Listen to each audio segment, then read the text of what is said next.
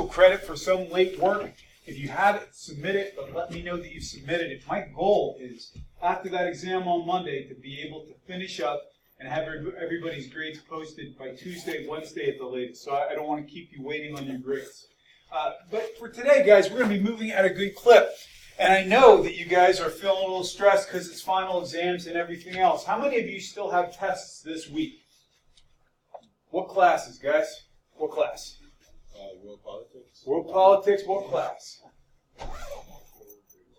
Is it? What class is that? What's it about? Okay. Anybody else have a test this week? What class? Econ. All right. Well, guys, here's the good news. You don't have a test in this class this week, which means for the next 50 minutes, let's all be in this together. Let's get through this class together. Let's get through Friday together. Let's have a conversation. Let's make it interactive. This is one of our last 2 chances to do that. So, guys, today we're going to finish up chapter 13, and we will review. Now, we left off talking about why we do marketing research. Help me keep this conversation going. Why do companies know so much about consumers in 2019 and beyond? Yes? For the most part, they're allowed to see as much more information as they're getting. It's absolutely correct. We do not have an Internet Users Bill of Rights in this country. Meaning, raise your hand if you've got a smart TV. Raise your hand if you got Alexa. Raise your hand if you have a smartphone. These are all ways that companies find out things about us. They're doing direct research about us all the time without our consent, with our consent, and every particular device that we use. If they are getting information directly from us, if they're getting stuff off of our phones, is that considered to be primary or secondary research? Primary or secondary? What do you think? It is primary. Can somebody give me an example of what secondary research would be? We know primary is right from the horse's mouth. What's secondary? Yes? Like if there was like a journal or something that had a whole bunch of information on what consumers do, and then a business used that as... Correctamundo. You guys nailed it. If you're getting it right from the consumer, if you're talking to the consumer, getting information directly from them, that is primary research. Secondary is if you're getting it from journals, magazines, or other people's research. So we want to see, when we do this research, where are our opportunities? How can we reach the people we want to reach? How do we know if we succeeded or failed? For example, a way to determine if we succeed or fail when we're doing marketing. Did we get 200% more clicks on our direct emails? That's a lofty goal. Did we get more traffic to our website? Did we get more people liking our Facebook page? Those are all things we can quantify and tell us if we spent money for good reasons or for bad. That is the essence of marketing, is making impressions and getting people to buy in. So if we want to find out what consumers think, again, we talked about focus groups. Here's a good one, guys. If you want to make a better product, listen to what your competitors' customers are complaining about. Guys, check this out. What are the 3 biggest manufacturers of pickup trucks in the United States? Yes. Ford's one. Who's another? We have GM. Is there a third? Has to do with big horns. Yeah. Ram.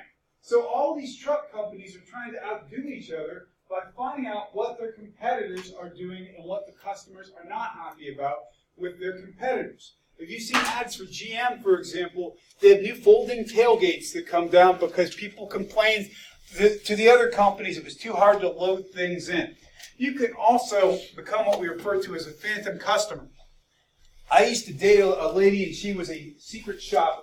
Has anybody ever heard of secret shoppers? This is a real thing, guys. You can still sign up to do this. Literally, she would get an email to say, hey, will you guys go to Don Pablo's and have dinner?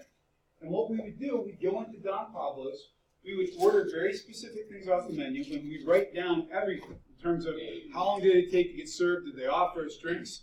She'd get reimbursed for the whole thing. We got some really nice meals out of this because the company wanted to find out how are our franchises really acting when nobody else is around. By the way, has anybody ever heard the definition of the word character? It's how you behave when you think nobody is looking.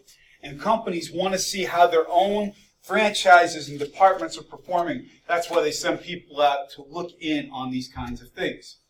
Guys, we also know that we have got different environments in which we can market to. For example, there's something very unique about the environment out here today. What is it? It is cold, man. There are a couple areas in the United States where you can sell snowmobiles really well. California, Southern California is not one of them. Neither is Florida. Pennsylvania, however, in north, the snow belt, people are willing to spend big money on snow blowers, snowmobiles, snow shovels, anything involving snow. So that's an example of a marketing environment. We're going to talk about what some of these factors are in terms of how we market stuff. For example, we have global factors, which means there are certain places in the globe we can sell things we can't sell other places. If we go to Europe versus the United States, I've talked about this a lot. In Europe, what do people like in their cars that Americans don't like? Give you a hint, we just talked about it up here. It is a manual transmission. The best part about driving a car, if you don't drive a manual, you're not really driving. But a manual transmission, they make wonderful manual transmission cars from all these major manufacturers. They will not sell in the United States, but they'll sell it all over Europe. So we get into technological factors. That means, for example, there are certain people who cannot participate in the economy because they've got limitations on technology. If you're trying to sell specifically through apps, people who don't have smartphones are not going to be able to be a part of your market. For example, how many of you, by show of hands, think of Nike as your favorite athletic brand? Me too. I love Nike sneakers. There are certain Nike sneakers you can only buy through their app now. And they're doing that to drive more traffic to their mobile commerce. That means you got a technological factor. Another technological factor is if you make video games and you're making them for consoles, you're missing out on an entire part of the market. Then we've got socio-cultural factors. That means there are certain products that sell well in certain places. Let me give you an example. A cultural factor might be if we went to Israel, are we going to sell a lot of cheeseburgers? We are not. Why is that? If you are Jewish, if you practice the Jewish faith, you are strict with your dietary restrictions. You do not mix milk and meat. So we're not going to market that there. Competitive factors. That means we're going to market based on competing on a specific factor. If we've got McDonald's, Chick-fil-A, Burger King, and all these fast food joints, it's highly competitive. We've got to market in very specific ways. And then we get into economic factors. That means are we going to market on price? Are we going to market based on what people can afford? And the way these things all play together, they all fit together, guys. We've got the socio-cultural factors, which means what people believe, what they think. For example, there are certain parts of the population in the United States that do not believe in credit cards. How is that a problem for them doing commerce in 2019? Why might that be a problem if you don't believe in credit cards? Yes. Exactly right. It's very difficult to transact on the internet. If we get into the other factors, we get into the technological factors. One of the best parts about marketing these days is we can track everything that people do. The technological environment makes it very easy, but we're also missing out on parts of the population that cannot participate in that economy. We get into global marketing. Right now, we've got a trade war between the United States and China, which is affecting how well we can market our goods to those places. Then we get into economic factors. Right now, guys, is the economy doing good or bad? How's our economy doing, guys? Oh, please, go on, help me out. Damon, how's our economy doing? Good. Like in terms of are we expanding or are we contracting? Yeah, absolutely. Damn right we're expanding. We have 4% unemployment in this country. Everybody's got a job. We got disposable income. And so that means, for example, you can buy things that people wouldn't normally buy. If you want to know why all these specialty goods are available right now, it's because people have extra money to buy stupid things. When the economy contracts, we go back to the needs that we have. We go back to milk, bread, and eggs. By the way, however, there's one section of the economy that does even better when the economy is doing poorly. What industry does better when the economy is doing poorly? Fast food, that's a good one. That I hadn't thought of that. I'm thinking of something a little more insidious. Something that maybe people will enjoy a lot over the holidays. Something that maybe makes you walk funny. Alcohol! Anything involving booze does better when the economy's doing bad because people drink their problems away. Look it up. It's absolutely true. So all of those things, all these environments go back to how we position the 4 Ps, the product, place, price, and promotion, and how we reach the consumer. It all fits together like a big puzzle piece, guys. So, in terms of how we market, in addition to the 4 Ps, we've got the ABCs of marketing. And what this really means, guys, is make the customer the focus of everything you do. Try to make sure that your marketing efforts are stacking up against the people who are doing well, and make sure everybody in your organization is committed to the same goal that you have in terms of how you want to reach the customer.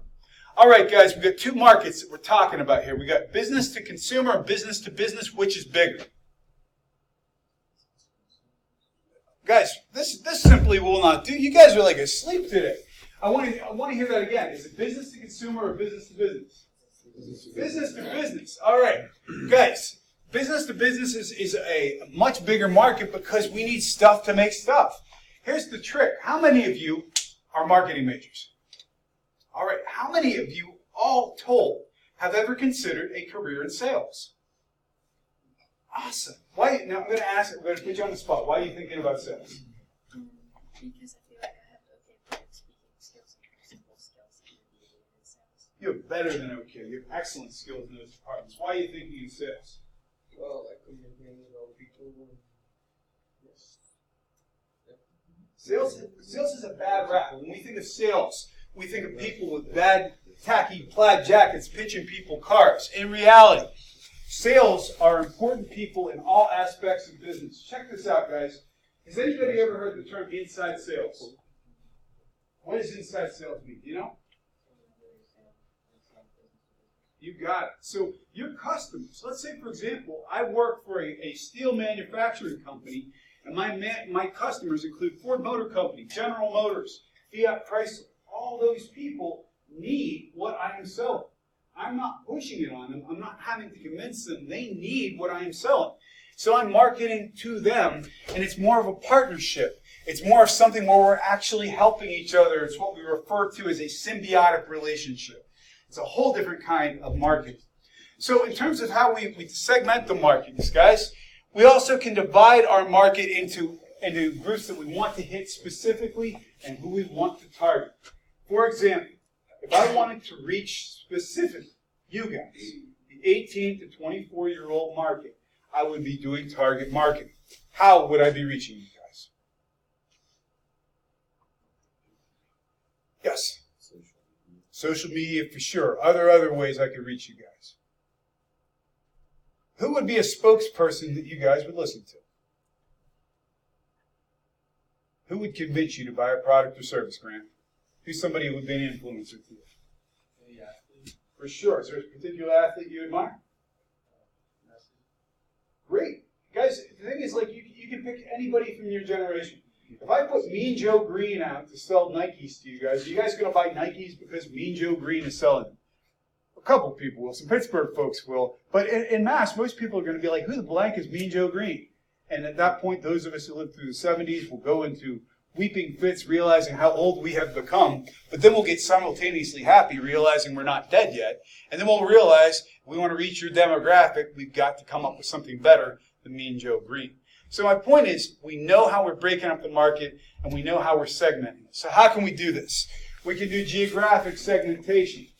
We're going to target the northeast of snowblowers, because guess what? It snows here. We can go by a specific demographic. We're going after the 18 to 24-year-old crowd. We can go based on your attitude and your interests. Well, these people seem to like social causes and seem to enjoy animals. They don't want to eat animals, so we're going to sell them Beyond Meat burgers, for example. Benefit segmentation. We know there's an entire section of the population that suffers from a particular illness, such as psoriasis or diabetes. We can market to that. We can market to somebody who's seeking that benefit. And we can also go, if we want to, go for volume. If we're just trying to sell to everybody, for McDonald's, we're trying to move lots of product, we're going to go for everybody.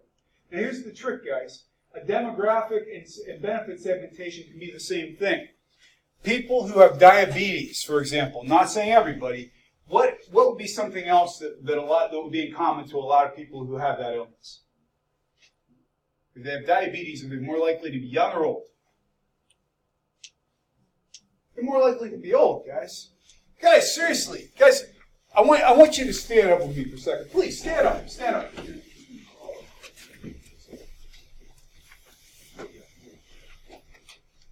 All right, guys. First of all, I want you to stand up, and I want you to take a deep breath with me. I'm serious. It's and I want you to make a noise like that when you exhale. I really do. I want you to do it with me so I feel less dumb. All right, so on 3, we're going to breathe in, we're going to breathe out, we're going to make a big noise.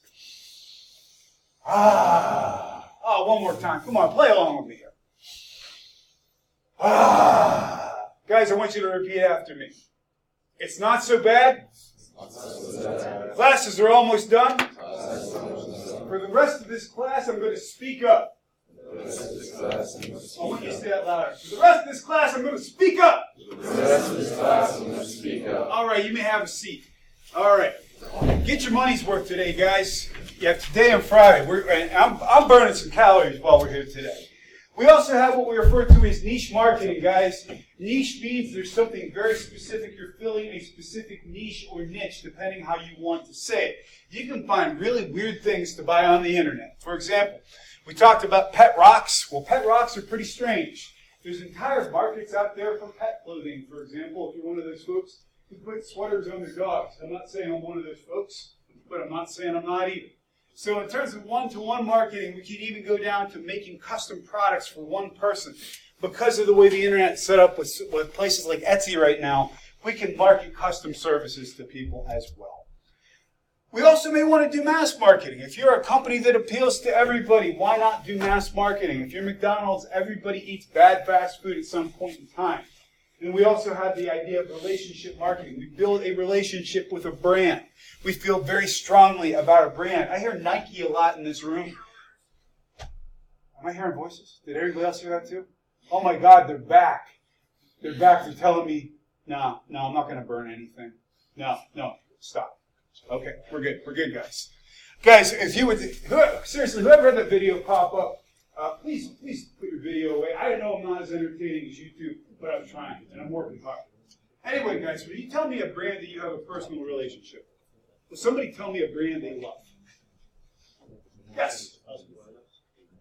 Husqvarna, yeah, it's a big industrial company. Why do you have that relationship with them? Because their saws reliably work. They don't shut off while you're using them like Phil does. They don't let you down, man. Guys, tell me a brand you have a personal relationship with. Air Jordan. Air Jordan, very good. Why do you like Air Jordan so much? The shoes are neat. Good reason, guys. I have a personal relationship with Mazda because I got a car with 141,000 miles that I've never had to fix, not once. So I love that car. I'll buy another one when the time comes. We have reasons why we have relationships with these companies. Well, if you've got a good relationship with your company, chances are that company is also staying in touch with you as well. If you've bought Nikes online, you're getting emails or social media messages saying, please, come buy some more Nikes. I get messages or email and mail from Mazda all the time telling me, hey, your Mazda is 6 years old. It's time for a new one. We'll hook you up. That's relationship marketing. Take people that you already know like you and make them like you more. Here's the trick, guys. You have 3 classes of people, generally speaking, who will look at your company. This is not in your textbook, but I would write this down. You have folks who, no matter what, are not going to want what you have to sell.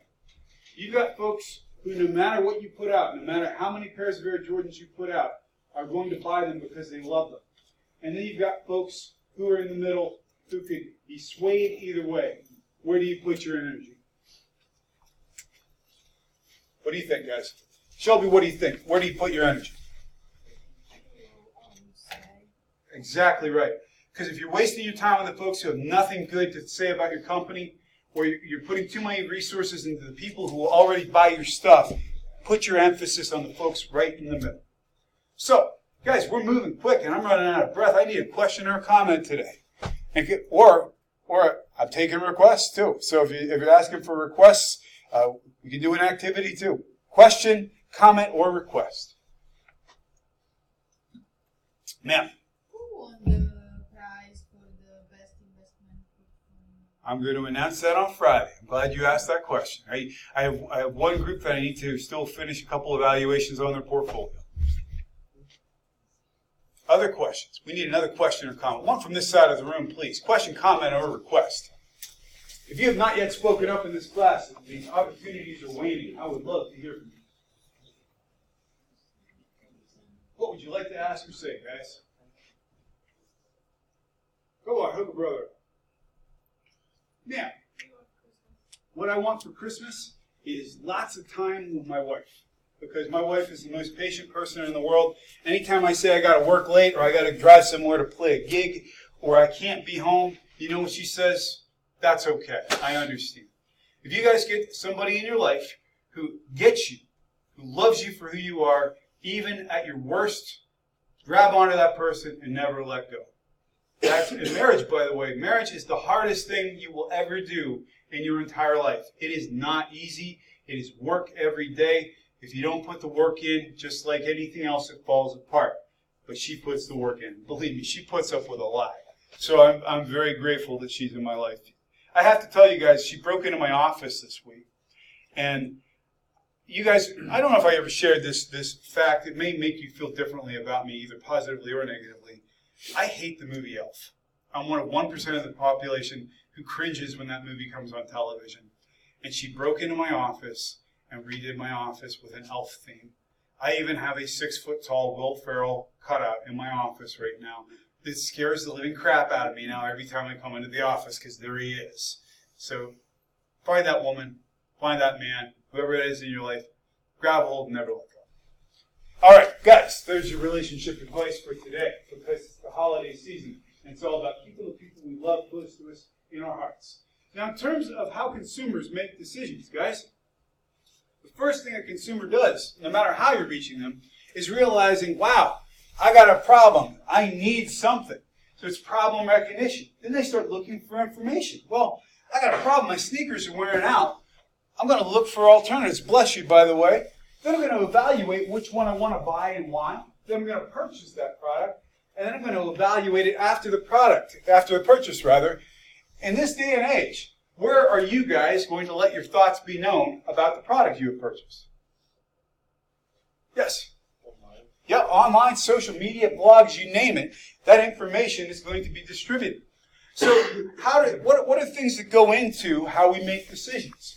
Part of it is just, how you learn about anything. Are you a reader? Do you learn visually? How do you pick up? You want to know why companies like Google are putting so much money into video ads these days, is because most of the population doesn't enjoy reading. We like watching videos. We're going to look at our reference group. What do my friends think about this? We're going to look at our culture, for example. Well, when people where I come from wear camouflage as formal wear, possibly. So I could look at that as my culture or my reference group. I'm not wrong, am I?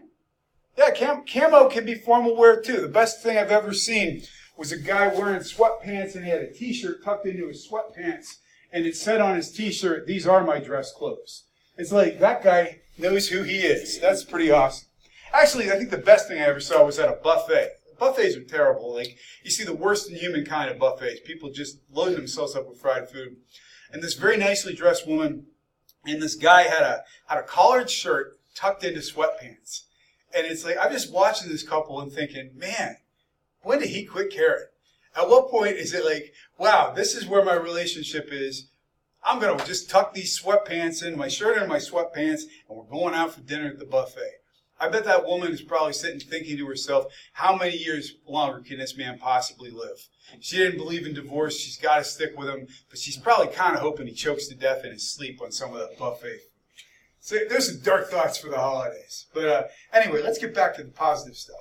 Then we get into subcultures, for example. For example, if we go into athletics, we have a lot of student athletes in here. Am I wrong in saying that there are different cultures between football and soccer? Different music choices, different ways that people interact, that's a subculture. And then we get into cognitive dissonance, and that is, for example, if I buy this, is this going to make me feel good or bad about myself?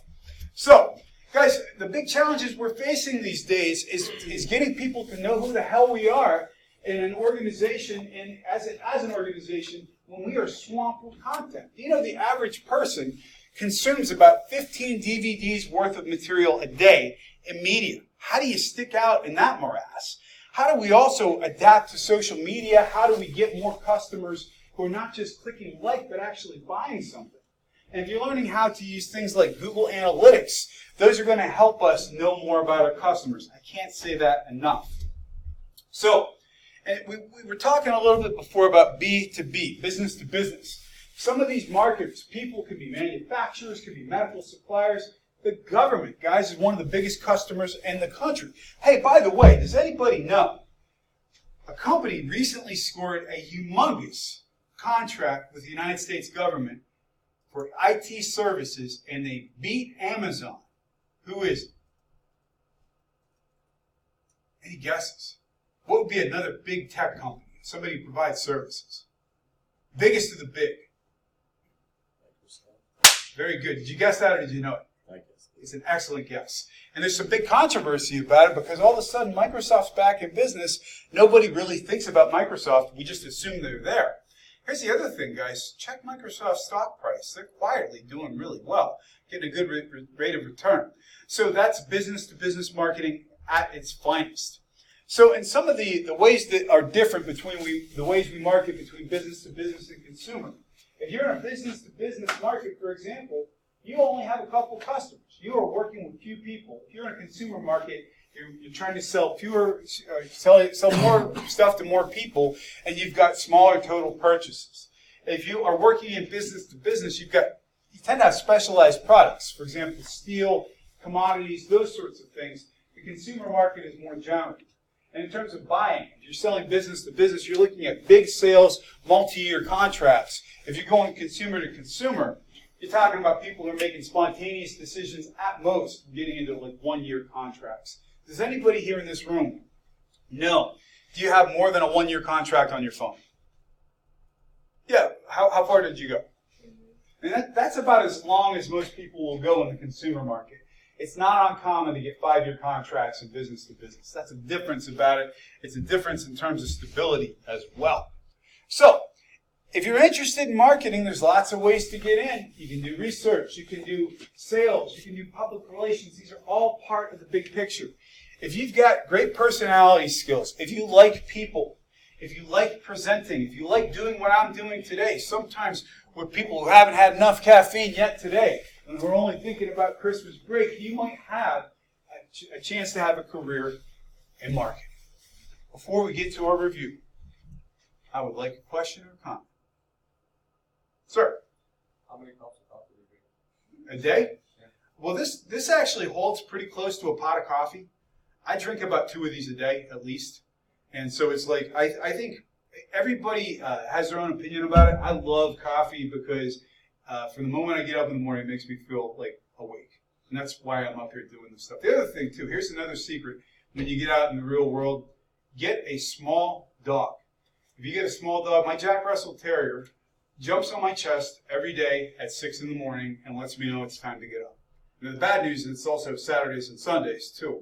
But that little dog, from the moment he wakes up, is so happy to be alive, it makes me want to get up and be alive, too. He is in his own, he is experiencing joy from the moment he gets up. If you can breathe in through your nose in the morning and say to yourself, damn, is it good to be alive, the day gets better from there. So, any other questions before we get in? I'm glad you guys are here too. I'm glad you're alive as well. So guys, do me a solid on this one. Don't whisper these answers. Shout them out. I need to hear your voices. Here's the other trick too. When you actually make air move through your throat, it stimulates the brain. It stimulates other parts of the body. It will wake you up and make you more alert for your other classes today. And I want that to happen for you. True or false? It's actually not true or false. It's multiple choice. The 4 areas of U.S. marketing are production, selling, marketing concept, and what? Is it online, customer relationship, B2B, or B2C? It is B. You can say it louder than that. True or false, guys? True marketing competition, i.e. the marketing concept era, started after World War II. That is true. Think Mad Men. Making sure everyone in the organization, this is one I told you guys to write down, making sure everyone in the organization is committed to customer satisfaction. Is that customer orientation, service orientation, profit orientation, or skill orientation? It is B. And it's a tricky question because we all want to say customer. What's the cost of developing a new customer versus retaining an existing one? It is D. It's 5 times as much. All right. Henry Ford said you can have a car in any color so long as it is. Black. You got it. I love that. That's the kind of voice I want to hear today. Built in the early 20th century, the Ford Model T, which you just saw, was part of the blank era of marketing. It is the production era. Hey, by the way, guys, how many miles per gallon did the Model T get? 22. That'd be a good bonus question. All right, true or false? Nonprofit marketing campaigns are typically more well-funded than for-profit companies. Say it again, loud. False. There we go. Thank you. All right, the 4 P's of marketing, once again, are product, placing, pricing, and it is promotion. All right, Janet is doing marketing research and reviewing a series of advertising magazines and journals. What kind of research is she conducting? Secondary is correct. Which of the following is not a type of primary data? D is correct. All right, Alex's company makes snowblowers. He markets them in the Northeast U.S. and not the Southwest. What kind of segmentation is he using? Geographic it is. True or false? The web can be both a source of primary and secondary data. True. That is true. Very good. True or false? Business-to-consumer business is financially bigger than business-to-business business. That is false. It's like, how many times can we say business in the same sentence? Oh, I love this picture. Sally makes party dresses for cats, which appeals to a small market demographic. She is participating in what kind of marketing? It's also bizarre, but it is niche. And here's the thing, too, guys. How many of you have cats? Cats don't have owners. They have staff. Like, have you ever seen people walking cats on a leash? It's the most sad thing in the world. That cat just looks humiliated. Absolutely.